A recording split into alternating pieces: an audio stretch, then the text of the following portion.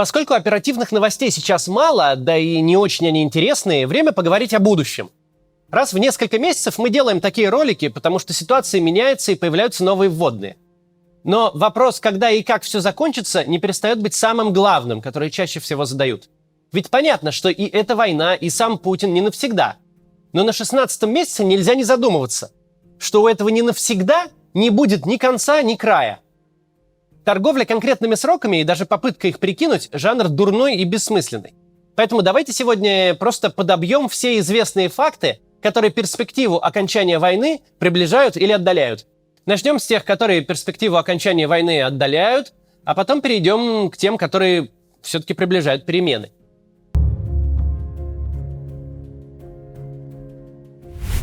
Факт первый. Войну возможно продолжать очень долго.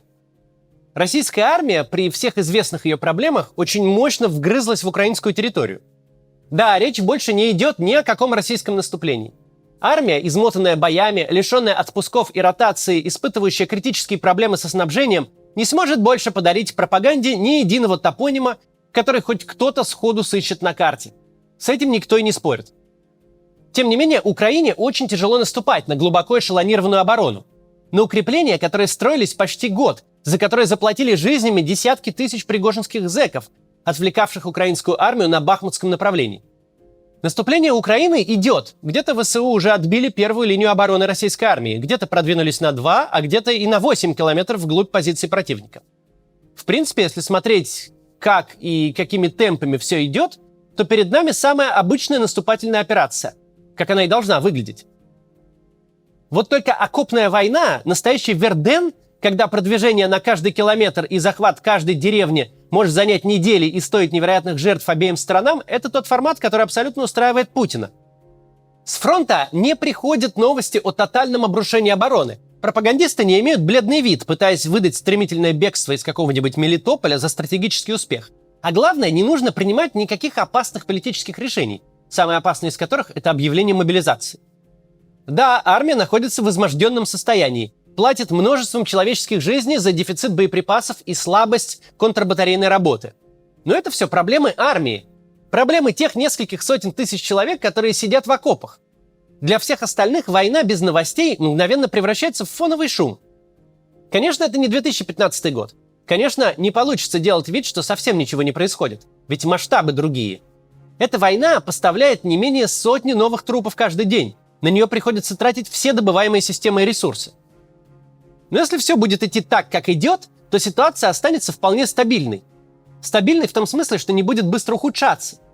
Что не придется принимать каких-то панических и хаотичных решений, которые затрагивали бы большое количество людей за пределами окопов. А значит, вполне реален вариант, где получится воплотить нехитрый план. По мере приближения к выборам марта 2024 года войну будут все дальше вытеснять из публичной дискуссии. Все больше будут говорить о росте надоев и пенсий, а о захвате Киева и Варшавы все меньше.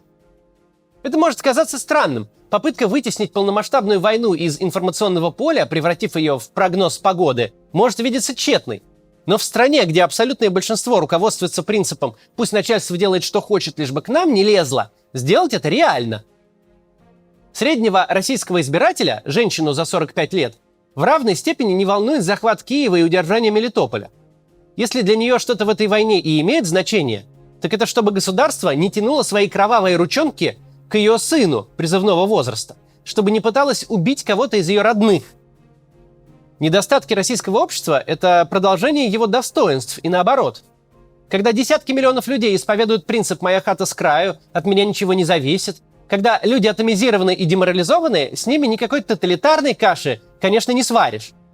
Не будет ни факельных шествий, ни километровых очередей на призывных пунктах из желающих отдать свою жизнь во славу фюрера. Но с другой стороны, такое общество примет любой статус-кво. Главное, чтобы был именно статус-кво, чтобы ситуация быстро не ухудшалась и не выходила явно из-под контроля. Да, войну с такой страной не выиграть, но можно очень долго ее не проигрывать, избегая массового и публичного возмущения. И это самый плохой вариант. Система находит баланс, стабилизируется, перекатывается через выборы. Ну а уж там руки будут развязаны для всего. Хоть для мобилизации, хоть для совершенно нового уровня репрессий.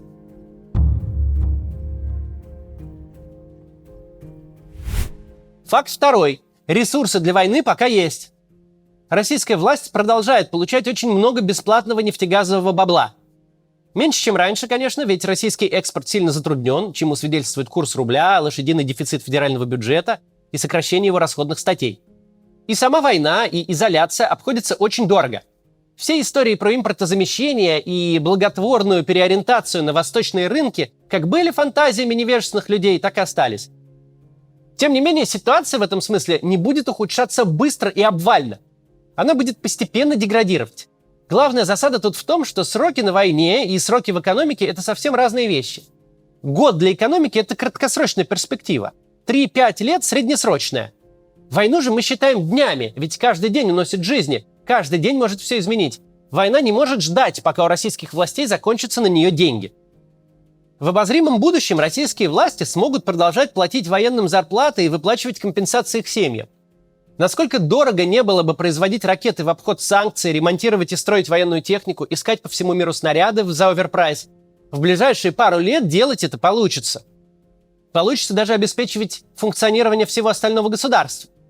В самой ближайшей перспективе Путин не встанет перед выбором, платить за войну или платить пенсии. Он встанет и уже встал перед необходимостью экономить на всем, на чем только можно. На инвестициях и на инфраструктуре в первую очередь. Но просто жить день за днем в условиях войны российская экономика пока в состоянии. И будет в состоянии настолько долго, что Путин успеет перетворить сильно больше бед. Другой разговор, что российская экономика просто не в состоянии физически производить столько снарядов, танков, ракет, дронов, сколько нужно для фронта. Но она может существовать в условиях войны. И это самое важное для будущего режима. Пока можно очень вкусно и много кормить собственную элиту, позволять своему окружению обогащаться вдвое наглее, чем в мирное время, пока можно сдерживать падение уровня жизни всех остальных граждан, ожидать проблем, которые придут из-за дефицита ресурсов, не следует. Система не сможет расти, не оттолкнется от дна. Но там, на дне, она будет стоять достаточно крепко, чтобы пережить многое, а самое главное – будущий год и выборы.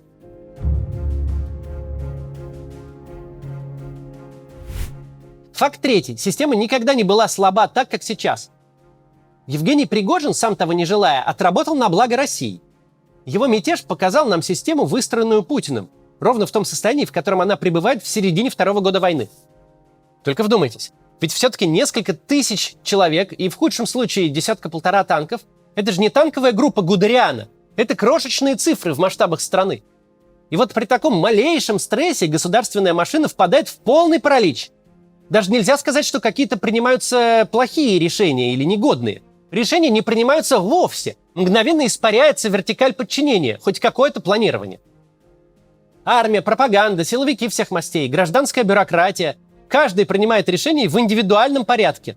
И чаще всего решение это сводится к тому, чтобы упасть ничком, закрыть глаза и притвориться мертвыми.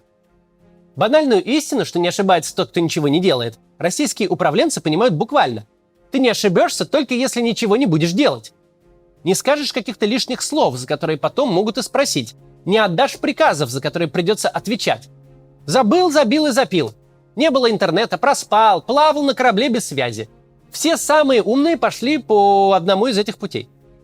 Ведь пока Твиттер разгонял одну конспирологическую версию за другой, а в головах чиновников, надо думать, была такая же по содержанию лента. И не менее красочная. А вдруг это хитрый план? А вдруг договорняк с Путиным? А вдруг сейчас реально Шойгу снимут, а Пригожин станет министром?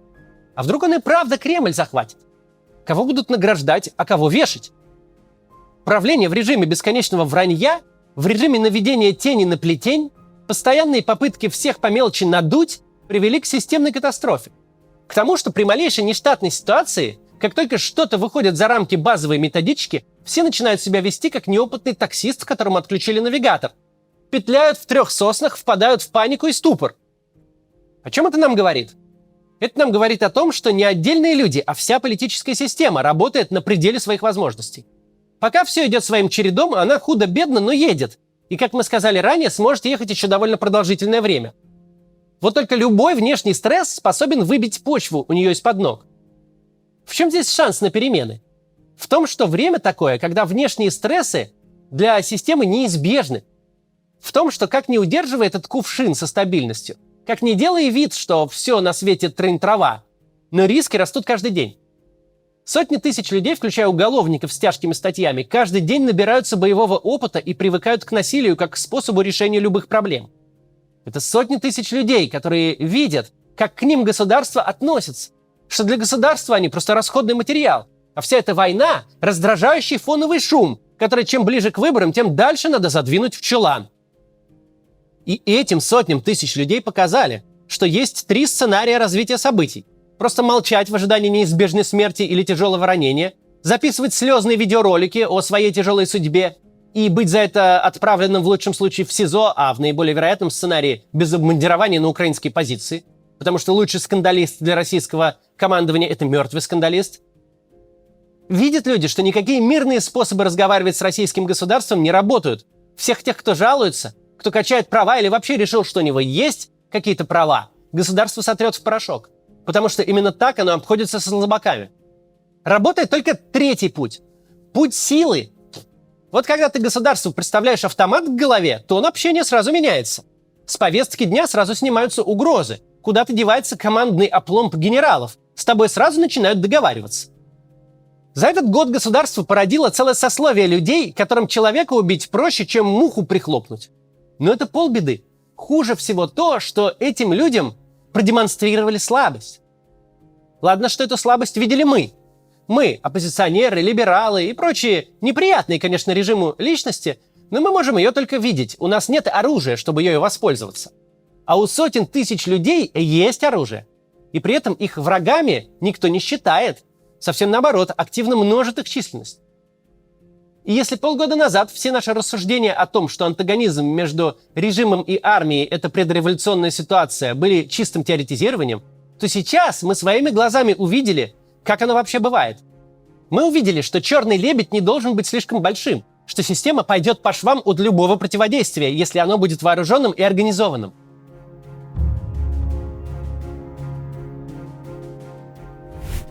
Именно в этом проблема любого прогнозирования сейчас, потому что приходится выбирать из 2 противоречащих друг другу истин, которые существуют одновременно и одинаково верны. Система очень хочет сохраниться. Просто жить день за днем и не заботиться о будущем. Война для нее – это не какое-то дело, которое должно закончиться успешно. Война для системы – это то, что нужно пережить так, чтобы все заинтересованные лица остались при своих должностях, миллиардах, дворцах, яхтах, а в идеале все еще и приумножили это. Как-то все свести на нет, как-то отсидеться под плинтусом, как-то все закончить на плюс-минус симпатичных условиях, пережить и переждать – в этом главная задача системы. Решать ее, когда у тебя очень много ресурсов, когда ты можешь себе позволить существовать, не предлагая особых усилий, довольно легко. Еще проще это делать, когда с тобой совершенно солидарны граждане, когда они с головой окунулись в личную жизнь и личные проблемы и переживают войну как стихийное бедствие. Если я не выйду из дома, если спрячусь и закрою глаза, то и деревом меня не придавит. Когда совершенно все, от самого первого олигарха до самого последнего ватника, прикинулись ветошью и лишь со страхом поглядывают на телевизор, не выйдет ли там Путин с новой мобилизацией. Когда все живут в апатичном оцепенении, не ждут хороших новостей и старательно игнорируют плохие, такая конструкция выглядит устойчивой. С другой стороны, совершенно любая сила, даже совсем не впечатляющих масштабов, которая в этой мертвой среде начнет хоть как-то действовать, особенно действовать агрессивно, не встретит никакого сопротивления. Насколько граждане и элиты не в состоянии системе сопротивляться, настолько же они не будут ее защищать. Парадокс в том, что мы находимся в точке, где система идеально стабильна, пока ее никто не канителит. Но снести ее может любое случайное непредсказуемое обстоятельство. А обстоятельств таких, по мере развития войны, система себе на хребет наскребает каждый день. Наша система – это такая древняя ваза. Она стоит многими поколениями и кажется, что может стоять бесконечно. Но с тем же успехом, с которым она может бесконечно стоять, ее хвостом может уничтожить любая кошка. Ваза эта теперь стоит на борту корабля, попавшего в шторм. Вокруг нее бегает миллион панических кошек. Бегают они рандомно, и никогда нельзя предсказать, какая окажется рядом. Но какая-то окажется совершенно точно. А у вазы не будет никакой защиты, никакого шанса, чтобы не рухнуть. Все жители той вазы будут заниматься ровно тем, что советовали друг другу в Телеграме 24 июня. Молиться за Россию. До завтра.